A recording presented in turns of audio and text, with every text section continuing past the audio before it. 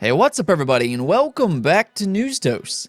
It seems like these last 2 weeks have been incredibly busy with all of these different events, and today we get to talk about the PlayStation State of Play. They took a deep dive into several games today, some of which is certainly exciting. I know this is not the event that some fans had hoped for, but I think that there was a few cool announcements here, and I'll give you my reaction on all of that and a quick summary. Also, Xbox impressed today with the Xbox Series S. I was not expecting this, but once again that console is really showing why it's such a great deal and more than capable, really showing off the power of the most affordable next generation console on the market. We do have some other things to talk about though, so let's get right into the news, starting off with another event. Yeah, not only did PlayStation State of Play happen today, but Pokemon has officially unveiled a Pokemon event for tomorrow on February 26th at 10 a.m. Eastern Time. Now, we have talked about this for well over a month on this channel. Pokemon Day takes place on the 27th, and this is the 25th anniversary for Pokemon, so this was rather expected. There's a lot of rumors that a Pokemon Diamond and Pearl remake will show up at this event, and maybe even a Detective Pikachu 2. I would be absolutely thrilled about both of those games if these rumors turn out to be true. I'm a huge Pokemon fan, and it's had a big impact on my life growing up, and yes, I still do play these games to this day. So definitely looking forward to this event, and hopefully we'll get some good news here. Either way, I will cover this tomorrow, but definitely go check that out if you are a Pokemon fan. And you know what? Nintendo has had a great start to 2021. Earlier this month, they released Mario Bowser's Fury, which is another stellar title for the Switch, and tomorrow, Bravely Default 2 releases, which means reviews are starting to roll out now. Well, I'm happy to say that it looks like another solid Switch exclusive. It was an 80 this morning on Metacritic, but has since dropped to 77 with a few low scores hitting it later on in the day. It seems like critics once again loves the combat in this game, and as a fan of the original Bravely Default, it really is superb. It's one of my favorite combat systems in JRPGs with all of the job classes and how you can strategize by using the Brave or Default system. It's quite complex if you really get into it, and the boss encounters will definitely test your skill. It can be a difficult game at times, and Bravely Default 2 sounds much the same. Now, if you don't know much about Bravely Default, it's very similar to the older Final Fantasy games, such as Final Fantasy IV, and there is a reason for that. Bravely Default was originally planned to be a spin-off series to Final Fantasy, but eventually it solidified itself as a new franchise, or at least in name. It pretty much is an old-school Final Fantasy game though, and if you do like those games, you might want to check out Bravely Default 2. I'm really excited about this game myself, as the original for the 3DS really was phenomenal. I can't say enough good about that game, from its story to its characters and especially the combat. There was also Bravely Second, which was another excellent game for the 3DS, and I do expect Bravely Default 2 to be yet another great entry in this franchise. Now, we also got an update on Anthem next. As we all know, Anthem was a highly ambitious co-op shooter from BioWare, and there was a lot of excitement for this game originally. Unfortunately though, it just did not meet expectations. Reviews were very poor upon release, and ultimately it did struggle at retail. BioWare, however, was not finished with this game, so they set out to dramatically improve the game with Anthem next. This would have likely been treated as a re-release to give it new life, similar to what Square Enix did with Final Fantasy XIV: A Realm Reborn. Unlike Final Fantasy XIV though, sadly Electronic Arts and BioWare has officially decided to cancel all development on Anthem next, and they will instead focus their time on the next Mass Effect and Dragon Age 4. This is a sad turn of events, especially for the developers who were working on Anthem next. I'm sure they put a lot of time into this game, and to see it end this way is certainly not ideal. Looking from the outside, a lot of its problems seem to be linked to turbulence within BioWare. Several leads shifted in and out of Anthem, which caused a lack of cohesion within the final product. It's very unfortunate at the end of the day, but, development is hard. I know there are some fans out there that will criticize them for their failures, but truthfully, development is difficult. This will be a game that's kind of remembered for its potential, but I think BioWare will have learned from this and do an even better job on the upcoming Mass Effect and Dragon Age 4. They are a very talented studio, and I fully expect them to come back even stronger next time. After all, that's why we make mistakes. We learn from our mistakes and get even better. And I know this studio has a lot of talent, so I'm going to stay optimistic about BioWare's next few games. I am sorry for Anthem fans out there though. I know this didn't end the way that fans had hoped for, and again, it's a sad situation, but hopefully their next few games do end up being much better. Let's talk about Xbox Series S though, because this is extremely impressive. Of course, the Xbox Series S is advertised as a 1440p 60 frames per second machine at a very affordable price of just $300. That makes it the most affordable next-generation console on the market, and so far this generation, the Series S has held its own compared to the Series X and PS5. It pretty consistently hits that 60 frames per second mark, which is why you would want a console like this. It's a big upgrade from last generation thanks to its major upgrade in processing power. That jump from 30 frames per second to 60 is absolutely huge, and it's something that console fans are really starting to see. I've always said this, but I will always take 60 FPS over pixel ratio any day, and if you're that way, then the Series S is a valid option for next-generation consoles. Check this out though, the upcoming looter shooter Outriders has been confirmed to run at 60 frames per second and with 4K resolution for the Xbox Series S. That is extremely impressive, and something I was not expecting. This is a big AAA game published by Square Enix and developed by People Can Fly, but they somehow managed to get this running at 60 frames per second and 4K resolution on the Series S. All I can say is, kudos to the developers at People Can Fly and Xbox with the Series S. This thing continues to show it's more than a capable console and why it's such a great deal. I mean, this won't exactly happen with every single game on the market, but still very impressive nonetheless.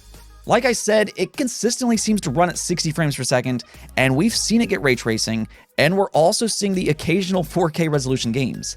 If you are looking for a budget-friendly next-generation console, the Xbox Series S definitely seems to be a solid option.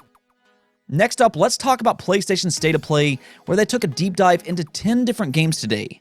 This was a smaller type of event where they mainly focused on previously announced games, but there was a few cool announcements here. So let's take a look at all 10 games that they did announce. They kicked off the show with Crash Bandicoot 4 and talked about some of the PS5 enhancements. We kind of already knew about this, so I'm a little surprised that they actually talked about this here, but at the same time, Crash 4 does look amazing on the PlayStation 5, and I do think that this is an absolutely excellent game. It releases on March 12th, and if you already own Crash 4 for the PS4, you will be able to bring over your save files to the PS5. Next up, they revealed the PS5 exclusive Returnal, which releases on April 30th. This is an interesting game considering the talent behind Returnal. This is coming from Housemarque, which is well known for their arcade-like experiences, such as the PS4 title, Resogun. As you can see here though, this is a AAA experience, but you can definitely tell the gameplay is still very much arcade-like. It's a very fast-paced game with a lot of things happening on screen. The monster designs are absolutely fantastic, and this is also a roguelike experience where if you die, you start back from the beginning with a new level design. You don't usually see that in games like this, but from what I've seen from this game, it does look like a lot of fun, and I'll be interested to see how this game performs when it releases on April 30th. They also showed some indie-type games such as Knockout City, which was also at the Nintendo Direct last week. It seems like both Sony and Nintendo has some confidence in this game and are marketing it. And honestly, I think this game could end up being a lot of fun with its unique dodgeball battle royale mechanics. This might actually end up being a big surprise hit. Probably not the best game to hype up fans at an event like this, but it could end up being a lot of fun when it does release. There was also this strange-looking beat-em-up style game by the name of Sifu. I do like beat-em-up style games, but I do need to see more about this game. I'm not a huge fan of its art style, but maybe you feel different. Then they showed Solar Ash, which is one of those more artistic type games, and I think that's a good thing. This game looks really pretty with its unique world and all of the different beasts that you can climb and move around on. Again, it's not the most hyped up game in the world, but it does look good from a visual standpoint and does look like a lot of fun. Here's where they revealed their first big surprise though, and that was with Five Nights at Freddy's Security Breach. Now this franchise has been massively successful in the past, and this right here looked really interesting. Security Breach looks like a much bigger game than some of their past iterations, where you're roaming around large 3D environments. It's got this cat-like mouse game going on, and there's some really cool looking environments that you see in a trailer. I think I've kind of gotten used to seeing horror-type games put you in real dark and grotesque environments, but here you're seeing something that almost looks like it's coming from a child's imagination. I think that's an interesting twist on the genre, and coming from somebody who isn't really a huge fan of this series, I think this was one of the highlights of State of Play. I'm kind of actually looking forward to this one. Oddworld Soulstorm also finally got a release date for April 6th. Now, I am a fan of this franchise, and what was so great about this particular reveal is that it will be a PlayStation Plus game for PS5 owners in April. I keep praising PlayStation for doing these day one launch games for PlayStation Plus, and this one might be their best yet.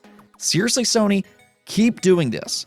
You're at the very least keeping me as a PlayStation Plus subscriber after doing things like this. And speaking of release dates, Kena Bridge of Spirits will also be launching on August 24th. That actually is a much more significant delay than I thought it was going to be.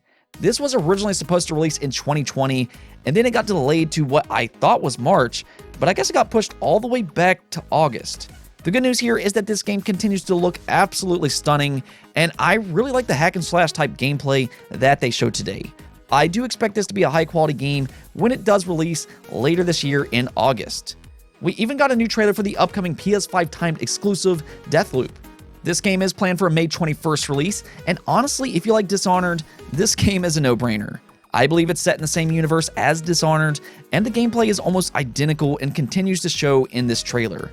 And onto the final surprise of the day, PlayStation revealed Final Fantasy VII Remake Intergrade. Final Fantasy VII Remake will be getting a next-generation upgrade for the PS5, and it looks like a lot of work went into this. Visually, it looks much, much better. The textures have improved, the lighting, shadows, frame rate, resolution, and just everything. There will be a graphics option for fans of resolution, and then you also have a performance mode where instead you can play with better frame rate. The big addition, however, was a new chapter featuring Yuffie. Yeah, Yuffie gets her first bit of action in Final Fantasy VII Remake. Now, if you played the original Final Fantasy VII, you of course know who Yuffie is, so this is amazing for longtime fans of the Final Fantasy VII games. The art design for her, once again, is exceptional, and really Square Enix has been on point with these remade characters. I have a lot of confidence in the Final Fantasy VII team right now. Here's how this is going to work though. If you're just looking to upgrade Final Fantasy VII visually, then you will get that upgrade for free on your PS5 if you own it already on the PlayStation 4. However, it does appear that Yuffie's expansion will cost some extra money. They didn't say anything about the exact price at this event, so I will keep you updated on that as I hear more. As a bonus for you Final Fantasy fans though, they did have an additional announcement after the event as well. Final Fantasy VII Ever Crisis has been announced as an episodic mobile game. This looks very similar to Final Fantasy XV's Pocket Edition, and this is important for a few different reasons. This will be one way for more fans to experience the amazing Final Fantasy VII story, and this could be a way for the Switch to get Final Fantasy VII. 15 Pocket Edition did come to the Switch this way, so you might want to keep an eye out for that if you were looking to play Final Fantasy VII Remake on the Nintendo Switch. Overall though, this event was just okay. It wasn't great, but I don't really think it was terrible either. There just wasn't a major blow you away type of announcement, and I know that will disappoint a lot of fans. I myself was expecting at least a reveal for Horizon Forbidden West, but I guess we'll see that later on in the year. This was definitely a smaller scope event, but still some cool games to look forward to over the coming months. Let me know what you think about this event though in the comments below. Before we go though, let's take a look at the poll of the day. I asked you, the community, on if you play the Nintendo Switch in handheld mode or docked more, and the majority of you do use handheld mode the most, but this one was close. A significant portion of you do use the TV mode as well, and many of you are using both about the same. This right here is the genius of the Switch, as you choose how you want to play. Myself, I do prefer handheld mode, and outside of Super Smash Bros., I pretty much only use it in handheld, but there is a reason I asked this specific question today. With all of the rumors going around about a Switch Pro, I was curious on what kind of improvements would benefit you all the most. From the sounds of things, the Switch Pro will be 4K while docked, but there's also some rumors of an improved display upgrade. For me, it's all about that upgraded display. I'd be much more excited about that than 4K in docked mode because I do use mine as a handheld device. It seems like a lot of you though do prefer TV mode, and that's where 4K capability will come in. That is something that Nintendo does well with their consoles. They offer plenty of options. Anyways though, that's it for this episode, but if you liked the video, don't forget the bell notification and subscribe button for more content just like this. Also, if you'd like to support the channel through Patreon, thank you for making this content possible. Peace out.